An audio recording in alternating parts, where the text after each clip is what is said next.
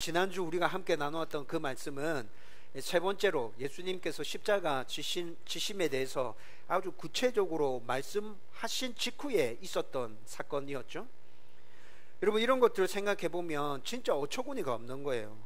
분명히 예수님께서는 세 번에 걸쳐서 자기는 십자가 져야 된다는 걸 분명하게 말씀해 주셨고, 또 예수님께서 자기는 이 땅에 밑바닥까지 낮아지기 위해서, 겸손하게 낮아지기 위해서, 또 종으로 섬기기 위해서 이 땅에 오셨다는 것을 3년 반 동안 가르치셨고 쭉 보여주셨잖아요. 그런데도 자기 생각을 바탕으로 해서 예수님에 대한 오해로 가득 차 있고, 이렇게 오해로 가득 차 있는 사람이 누구라고요? 예수님의 최측근 제자였던 야고보라고요. 여러분, 진짜 어이가 없는 것이잖아요. 그런데 야고보의 이 문제는 세례 요한에게서도 나타났었고, 또 우리에게도 항상 있는 문제라고 그랬죠.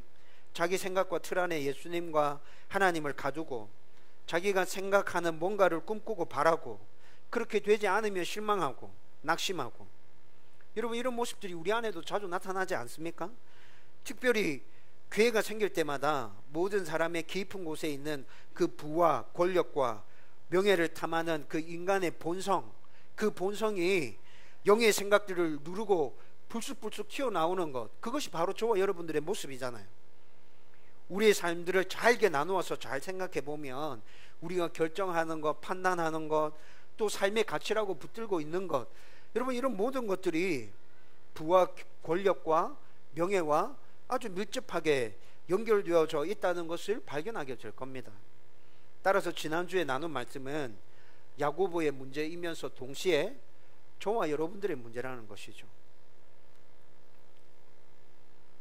그리고 야고보가 이 문제를 어떻게 이겨내고 위대한 하나님의 사람이 되었는지를 잘 살펴보면 우리가 앞으로 어떻게 살아야 하는지에 대해서도 우리는 그 방법들을 찾아낼 수 있다는 것입니다. 여러분, 야고보는 예루살렘에 올라갈 때까지 이 문제를 해결했습니까? 해결하지 못했어요. 해결하지 못한 채 예루살렘에 올라갔습니다. 예루살렘에 올라가서 벌어진 일은 뭐였습니까? 예수님께서 말씀하셨던 대로 예수님이 로마 군인들에게 잡혀가는 일들이 일어났습니다.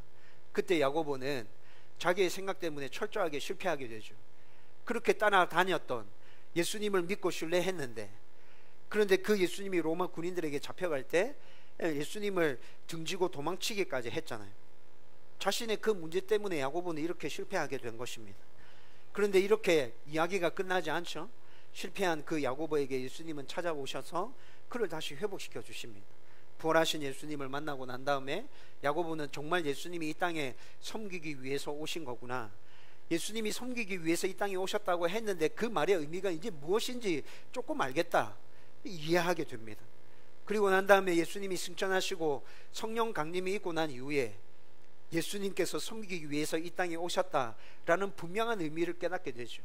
그리고 자신의 생명을 아낌없이 기꺼이 그 하나님께 내어드리는 그런 제자로서의 삶들을 보여주기 시작합니다. 여러분, 이렇게 야고보가 완전히 변화되고 난 이후에 10년이 조금 지나서 제자들 중에 처음으로 하나님을 증거하다가, 예수님을 증거하다가 순교자가 됩니다. 여러분, 우리도 예수님의 십자가 사건과 부활이 어떤 사건이고 또 그것이 어떤 의미인지, 또 우리도 늘 성령 충만한 삶들을 살아가면 야고보와 같이 아주 많은 문제들을 가지고 있다 하더라도 온전한 예수 그리스도의 제자로 또한 변할 수 있다는 것이죠. 저와 여러분들 가운데 이런 은혜가 넘쳐나기를 주님의 이름으로 축원드립니다. 여러분, 오늘은 지난주에 이어서 야고보의 친형제이며 베드로와 야고보와 함께 예수님의 최측근 제자였던 요한에 대해서 함께 살펴보려고 합니다. 우리는 세상을 살면서 무엇이 올바른 것이며 어떻게 해야 하는 것인지 알지만 주저하고 망설이고, 또 혹은 아예 옳음과 바름에 대해서 생각하지 않고 그냥 세상의 흐름에 따라서 살아갈 때가 정말 많습니다. 여러분, 이렇게 살아가는 이유가 뭔지에 대해서 고민해 보신 적 있나요? 옳은 게 뭔지 알아요. 어떻게 살아야 되는지 알아요. 그런데 그렇게 살지 못하는 나와 또 다른 여러 사람들의 모습, 왜 그럴까요? 여러분, 용기가 없어서 그래요. 여러분, 옳음과 바름을 주장할 때, 또 그렇게 살 때 생기는 어려움들, 사람들의 눈총, 세상의 불법, 불합리, 불공평 등과 맞서야 하는 그 상황들, 여러분, 이런 것들을 감당할 자신이 없기에, 내가 당해야 되는 불이익, 그런 것들을 감내할 자신이 없어서 우리 망설이게 되는 것이죠. 선뜻 나서야 되는 그 상황 가운데 나서지 못하고 그냥 사람들 틈에 묻혀서 그렇게 살아가게 되는 것이라 생각됩니다. 여러분, 그런데 우리의 삶만이 그럴까요? 저는 우리의 삶만이 그런 게 아니라 신앙도 똑같다 생각합니다. 여러분들이 살아가는 그 삶의 현장에서 나는 예수 믿습니다 라고 우리의 신앙을 드러내야 될 때가 있습니다. 그런데 그렇게 신앙을 드러내야 될 그때 망설여지고 주저했을 때 있지 않습니까? 왜 그렇습니까? 역시나 내 안에 용기가 없기 때문에. 어떤 용기죠? 내가 예수 믿는다고 당당하게 나의 모습을 드러냈을 때 내가 감당해야 될 그 불이익들, 예수 믿는 사람은 어떻게 사나, 사람들이 주의 깊게 살펴보고 있는 그 눈총들, 그런 거 신경 쓰기 싫고 자유롭게 살아가고 싶으니까, 그런 것들 맞서서 내가 예수 그리스도의 제자로 온전하게 살아갈 수 있는 용기가 내 안에 없으니까 그냥 다른 사람들처럼 그렇게 두리뭉실하게 예수 믿는 건지 안 믿는 건지 표 안 나게 그렇게 살아가는 것이라 생각합니다. 여러분, 그런데 예수 믿는 우리들 마음 가운데 정말 우리 마음 깊은 곳에 간직하고 있는 소망은 뭡니까? 예수 믿는 사람으로서 그렇게 살아가는 걸 여러분 바라나요? 여러분 마음 안에 있는 그 바람은 예수 믿는 사람으로서 제대로 한번 살아보고 싶다, 예수님 제자답게 살아보고 싶다라는 바람이 저와 여러분들 안에 다 있는 것 아닙니까? 그럼에도 불구하고 용기가 나지 않아서 그렇게 살지 못하고 있는 나 자신이 때로 한심하고 때로는 참 못나 보일 때 있잖아요. 여러분, 오늘 우리가 요한을 통해서 살펴볼 것은 그렇게 어렵고 힘든 상황 가운데서 우리는 용기를 내어서 어떻게 당당하게 나의 모습을 사람들 앞에 드러낼 수 있을 것인가 라는 문제에 대해서 오늘 이 말씀에서 답을 찾을 수 있다는 것이죠. 저와 여러분들이 오늘 말씀을 함께 나누고 난 다음에 이 문제에 대한 답을 찾고 정말 예수 그리스도의 제자다운 모습으로 당당하게 이 세상 살아갈 수 있기를 주님의 이름으로 축원드립니다. 사도 요한은 앞서 설명한 대로 야고보의 친형제이며 예수님의 최측근 제자였습니다. 그런데 다른 제자들과 요한을 비교해 보면 특이한 점 하나가 발견됩니다. 다른 제자들은 모두 다 순교했습니다.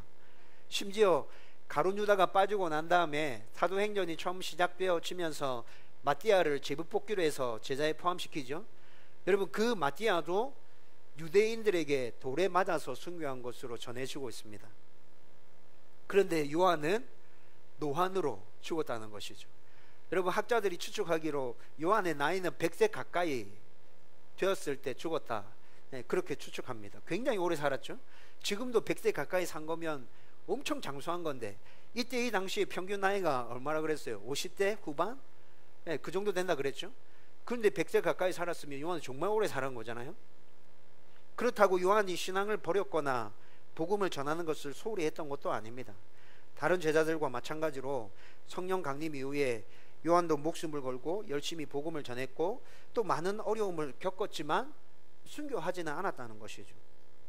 여러분, 제가 생각해 보니까 어떻게 생각하면 일찍 순교한 다른 제자들보다 100세 가까이 살면서 그 어렵고 힘든 모든 순간들을 다 지나온 요한이 더 많은 힘듦과 어려움들을 겪은 거구나 라는 생각이 들었어요.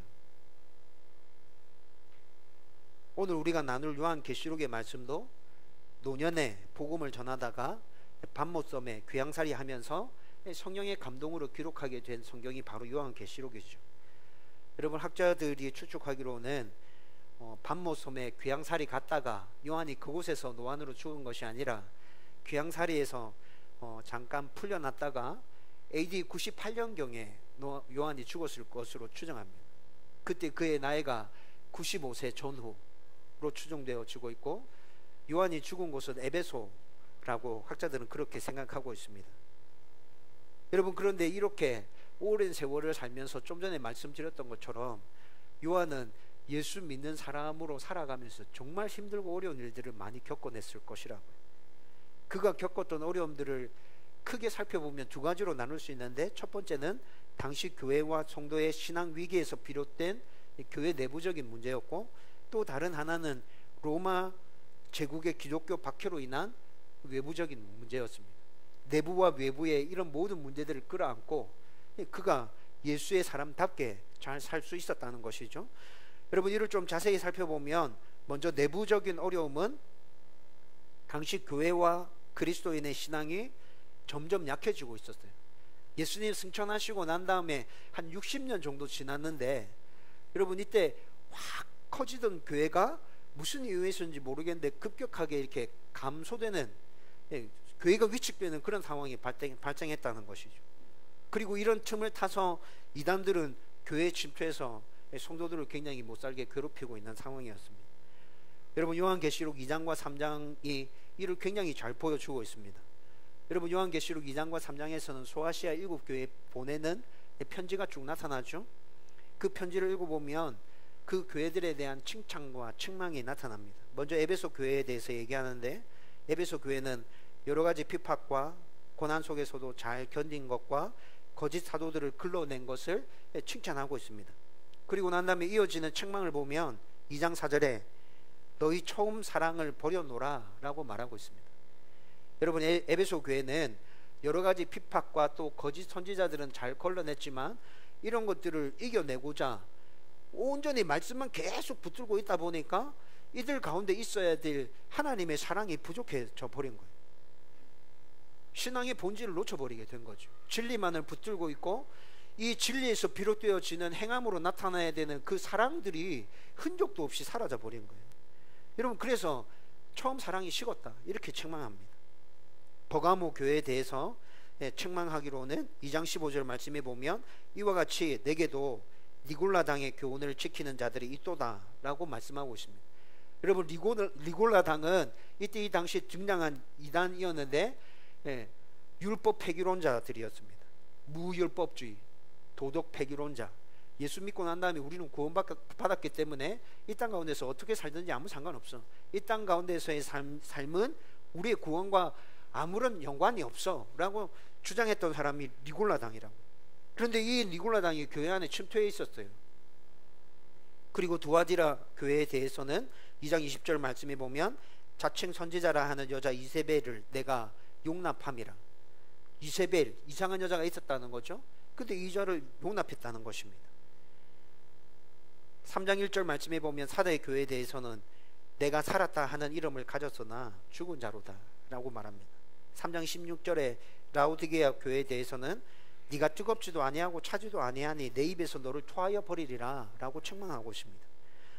여러분, 이처럼 요한계시록 2장과 3장에 등장하는 당시 소아시아 지역 7교회들에 대한 말씀을 주의 깊게 읽어보면 과연 기독교가 박해와 거짓 선지자들을 이기고 믿음을 지켜낼 수 있을 것인가 라는 우려가 생길 만큼 신앙의 위기 가운데 있었다는 것을 분명하게 알 수 있게 되죠. 여러분, 교회 지도자들에게 있어서 교회 안에 내부적으로 생기는 이런 문제들, 여러분, 이게 작은 문제일 것 같습니까? 큰 문제일 것 같습니까? 제가 생각할 때 교회 지도자들이 겪는 문제들이 굉장히 많죠. 그 문제들 가운데 이 문제들은 최고 탑 클래스에 있는 문제입니다. 정말 힘들고 어렵죠.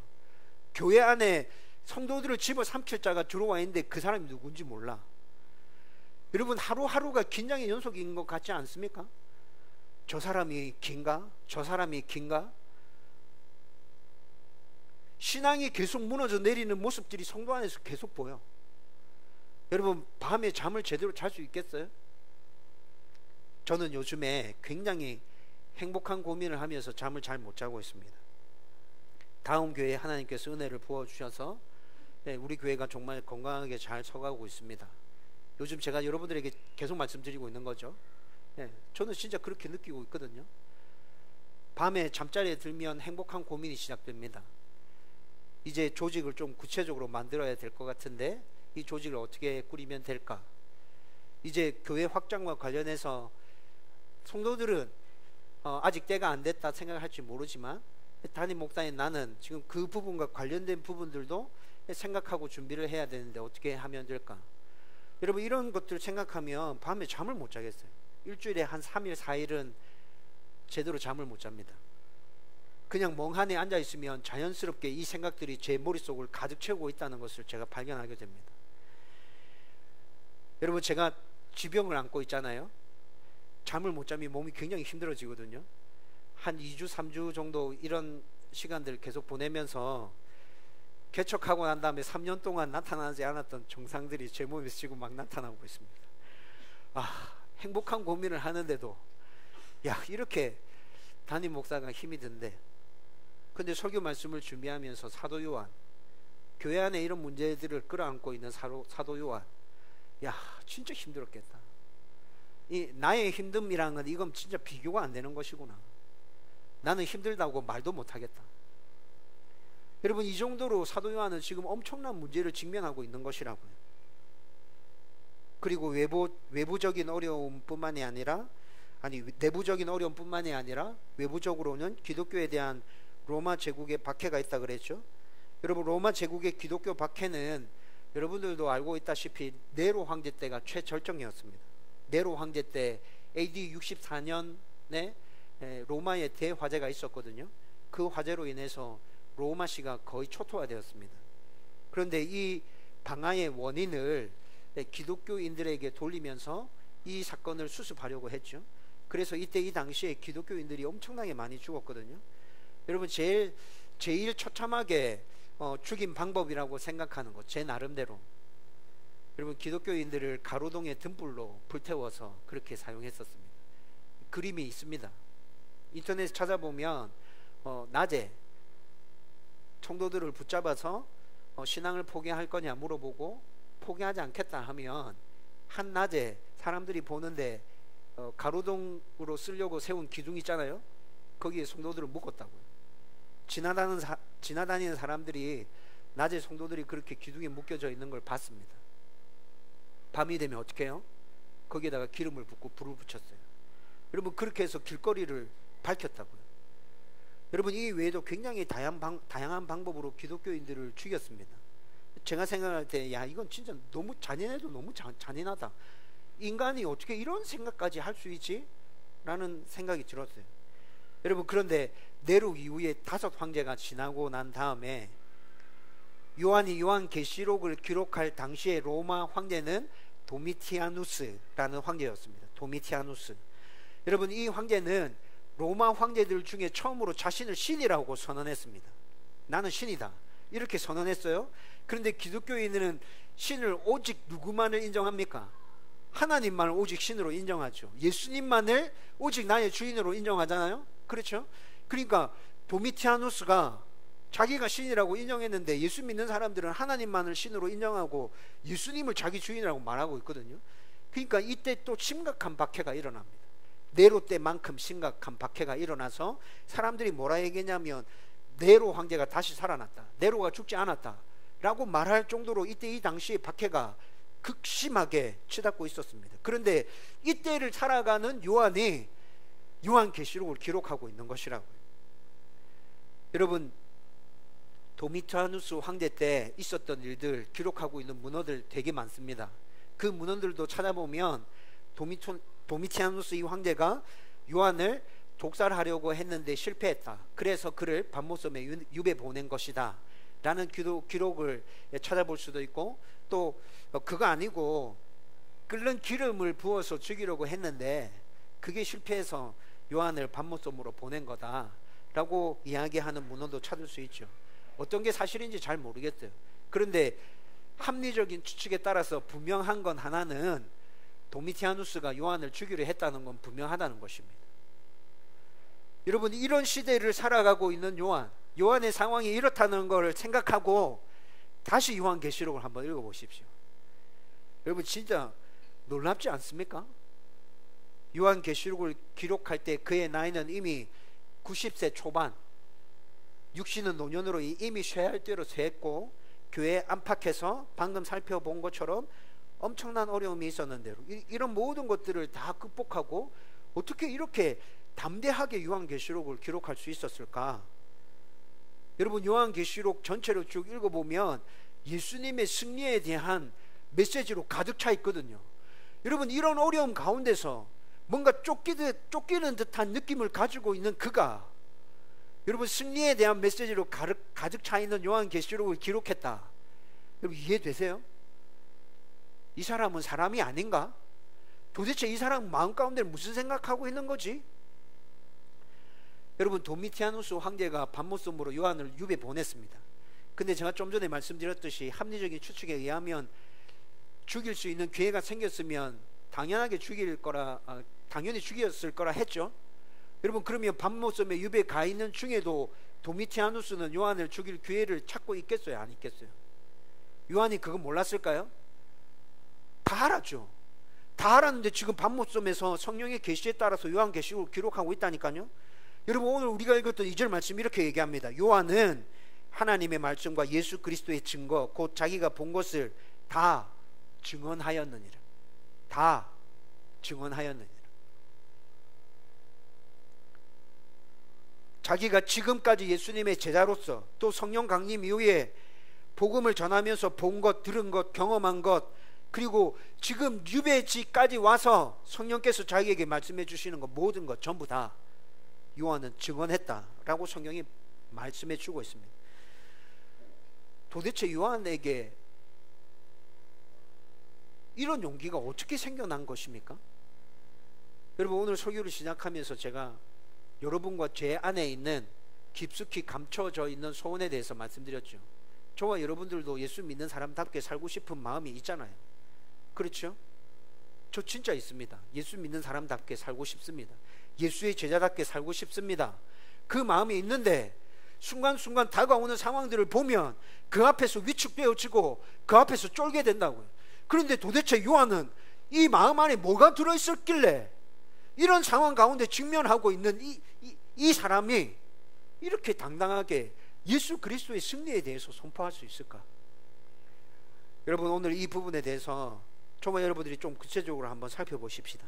첫 번째로 요한의 확신과 용기는 삼위 하나님께서 미래에 반드시 승리할 것이라는 그 확신에서 비롯되어진 것입니다.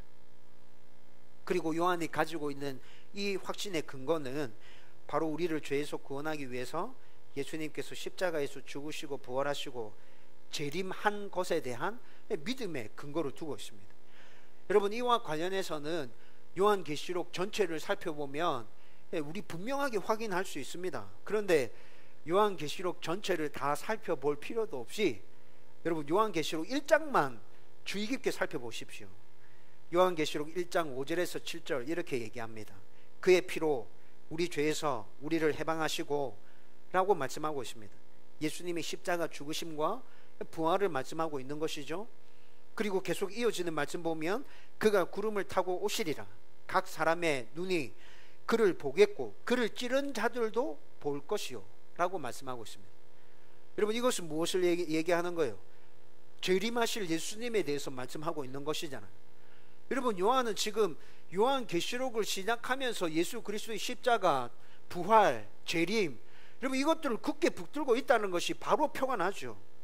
1장 17절과 18절 말씀에 보면 또 이렇게 얘기합니다. 두려워하지 말라. 나는 처음이요 마지막이니 곧 살아있는 자라. 내가 전에 죽었었노라. 예수님에 대한 증언입니다. 이게 예수님 이런 분이다 라고 증언하고 있는 거죠. 여러분, 예수님이 이런 분이다 라고 이렇게 증언하고 있는 것으로 보았을 때 여러분, 요한은 분명히 예수님의 십자가 죽음과 부활과 재림에 대한 확신을 흔들림 없이 붙들고 있다고요. 요한계시록 1장이 20개 구절로 되어져 있습니다.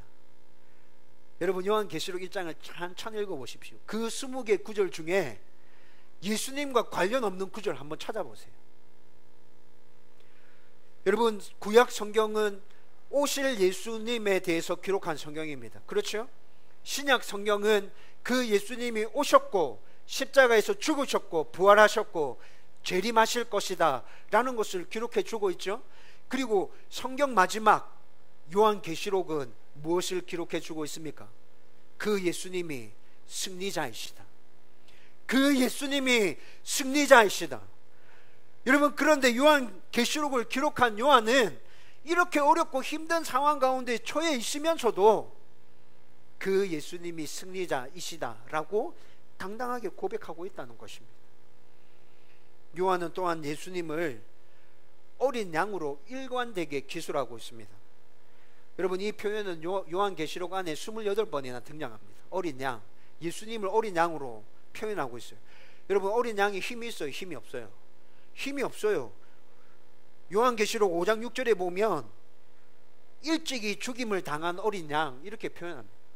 힘이 없어서 일찍이 죽임을 당한 어린 양. 그런데 이렇게 어린 양에 대한 표현이 한 번으로 이렇게 끝나는 것이 아니라 17장 14절에 가보면 힘이 없이 일찍이 죽임을 당한 이 어린 양이 그 죽음 가운데 부활하셔서 만주의 주시요 만왕의 왕이 되셨다고 고백하고 있습니다. 이뿐만이 아니라 21장 22절과 23절에 가보면 일찍이 죽임을 당한 그 어린 양이 부활하셔서 만주의 주시고 만왕의 왕이 되셨고 또 온 세상에 성전이 되셨고 등불이 되셨다. 22장 1절에서는 수종과 같이 맑은 생명수가 되셨다 라고 그렇게 요한이 기록하고 있습니다.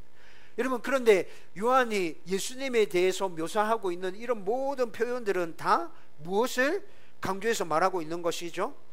예수님께서 최후의 승리자이시다.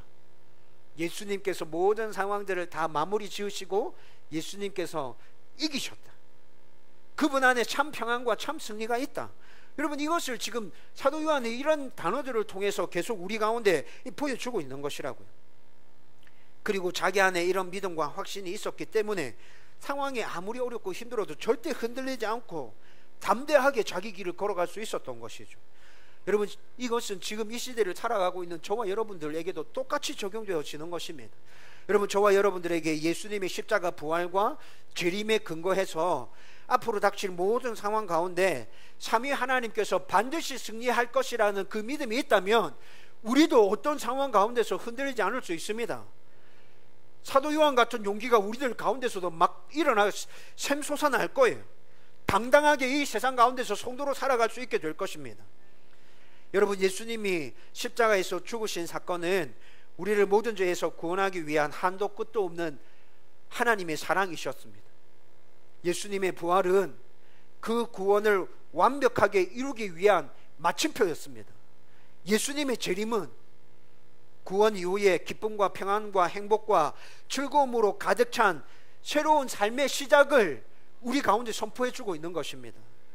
저와 여러분들이 성경을 통해서 다시 이 사실을 확인하고 굳게 붙들고 모든 순간 이 세상 가운데서 승리하며 살아가는 하나님의 자녀 되기를 주님의 이름으로 축원드립니다.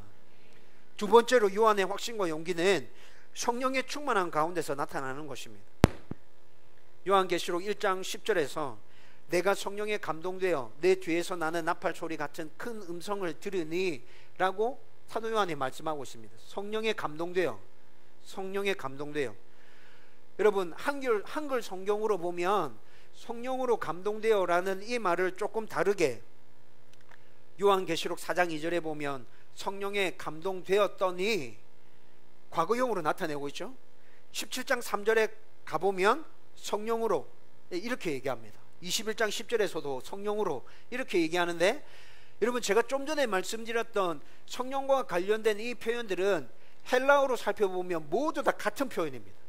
성령 안에서, 헬라어로 말하면 엔 푸뉴마 이렇게 됩니다. 그런데 제가 좀 전에 말씀드렸던 이 네 구절 모두 다 헬라어로는 엔 푸뉴마, 성령 안에서 이렇게 얘기합니다. 요한이 성령 안에 있다는 것입니다.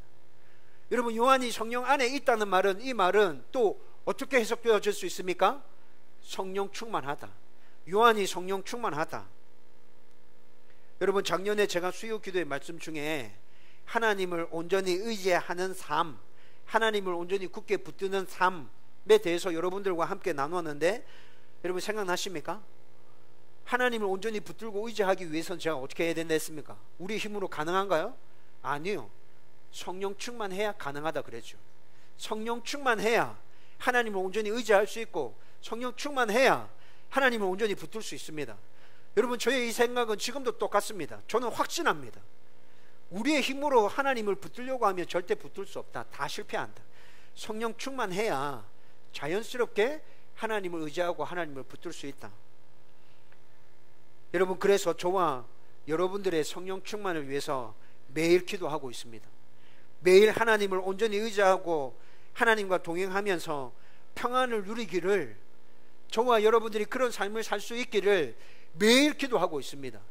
여러분, 이 기도는 여러분들을 위한 기도에서 최우선순위에 놓여져 있는 기도 제목 중에 하나입니다. 여러분, 저는 우선순위를 바꿀 생각이 없습니다. 여러분들이 아무리 급한 기도 제목을 저한테 준다 할지라도 여러분들을 위해서 기도할 때 항상 성령 충만을 위해서 먼저 기도할 것입니다. 사도 요한이 성령으로 충만했습니다. 하나님을 온전히 붙들고 있었습니다. 하나님과 행복한 동행을 이어가고 있었습니다. 그랬기 때문에 그의 상황이 이러했을지라도 그는 주눅들지 않았습니다. 당당할 수 있었습니다. 두려움이 넘쳐나는 것이 아니라 세상이 이해할 수 없는 하나님의 평안이 그의 가운데 넘쳐났던 것입니다. 여러분, 우리도 성령 충만하면 이 땅 가운데서 살아갈 때 사도 요한처럼 이렇게 살아갈 수 있습니다.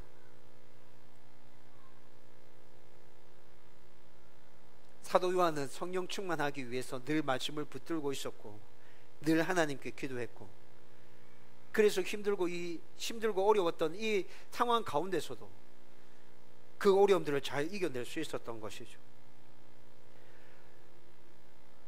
저와 여러분들도 성령 충만이 반드시 필요합니다. 여러분, 선택이 아닙니다. 이건 필수입니다. 여러분, 우리는 반드시 이 사실을 기억해야 합니다. 성령 충만은 필수이다. 매일 이를 위해서 기도해야 하고, 기도할 뿐만이 아니라 여러분들이 말씀과 기도를 붙들고 치열하게 몸부림치면서 나가야 한다는 것이죠. 저와 여러분들이 성령으로 충만한 만큼 우리 안에 용기와 담대함이, 평안이 넘쳐나게 될 것입니다. 다음 교회 모든 성도들은 성령으로 충만해서 모든 순간에 하나님 주시는 용기와 담대함들, 평안들이 넘쳐나기를 주님의 이름으로 축원드립니다. 여러분, 이제 말씀을 정리하려고 합니다. 오늘 사도 요한을 통해서 살펴본 성도가 이 땅에서 살아가면서 어떤 순간에도 확신과 용기를 가지고 흔들리지 않는 믿음의 삶을 살아가는 방법은, 여러분, 이미 지난주에 야고보를 통해서도 우리가 살펴봤던 것이죠. 야고보 말씀을 나누면서 제가 끝부분에 야고보가 부활하신 예수님을 다시 만나서 예수님이 어떤 분이신지에 대해서 다시 이해하게 되었고, 또 성령 충만하고 난 다음에 그의 삶이 완전히 바뀌어졌다고 말씀드렸죠. 여러분, 오늘 메시지도 지난주에 야고보에게서 나타났던 그 메시지와 똑같은 거잖아요. 그렇죠? 여러분, 지난주 말씀과 오늘 말씀만 이런 메시지였습니까? 아니요. 성경 속에서는 계속해서 이에 대해서 우리에게 말씀해 주고 있습니다. 세상의 삶들이 쉬울 거라고, 별것 아니라고 성경은 우리에게 절대 그렇게 말하지 않습니다. 어렵고 힘들 거다. 네가 이 세상 가운데 살아가려고 하면 진짜 힘들고 어려운 일들 많을 거다. 근데 성경이 우리에게 말씀해 주는 건 뭡니까? 내가 너와 함께 해줄 거다. 걱정하지 마라. 너의 모든 죄의 문제가 해결되어졌고, 내가 너를 위해서 영원토록 행복하게 함께 지낼 곳을 예비하고 있고, 언젠가 너와 함께 그 삶들을 살아가게 될 거다. 그리고 비록 이 세상 가운데, 힘들고 어려운 이 세상 가운데 너가 살아갈지라도 내가 절대 너 혼자 내버려 두지 않고 성령을 보내서 너와 함께 하게 할 거니까 걱정하지 마. 여러분, 이것이 성경에서 우리에게 계속 전해주고 있는 메시지이지 않습니까? 여러분들은 어떤 상황 가운데서도 성도로서 예수님의 십자가 죽음과 부활과 재림을 근거로 해서 삼위 하나님의 승리를 확신하면서 용기를 가지고 담대하게 나아가고 있습니까? 여러분들은 어떤 상황 가운데서도 성령 충만함으로 하나님의 평안과 인도와 보호와 능력을 덧입고 용기와 담대함으로 이 세상을 살아가고 있는 것이 맞습니까?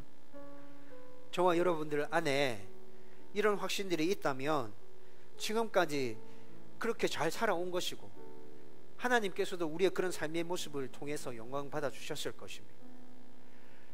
여러분, 나의 모습을 생각해 보니까 목사님, 저는 그렇게 잘 살지 못했던 것 같아요 라고 답하는 성도들이 있다면, 여러분, 지금도 늦지 않았습니다. 다시 말씀을 통해서 예수님이 나의 주인이시라는 걸 붙드십시오. 예수님께서 반드시 재림하신다. 재림하시는 예수님과 함께 나는 영원토록 평안을 누리면서 행복을 누리면서 살아가게 될 것이다. 그리고 지금 나 혼자 절대 아니에요. 성령 하나님 나와 함께 계시고 나를 지켜주시고 도와주실 거예요. 여러분, 그것들을 다시 한 번 더 확인하고 굳게 붙드십시오. 예수님의 십자가, 예수님의 부활, 예수님의 재림, 나에게 어떤 의미인지 고민하십시오. 성령 충만을 위해서 계속 기도하십시오.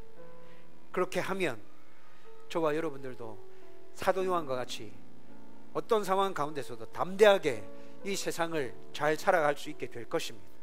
이 은혜가 저와 여러분들 가운데 넘쳐나기를 주님의 이름으로 축원드립니다.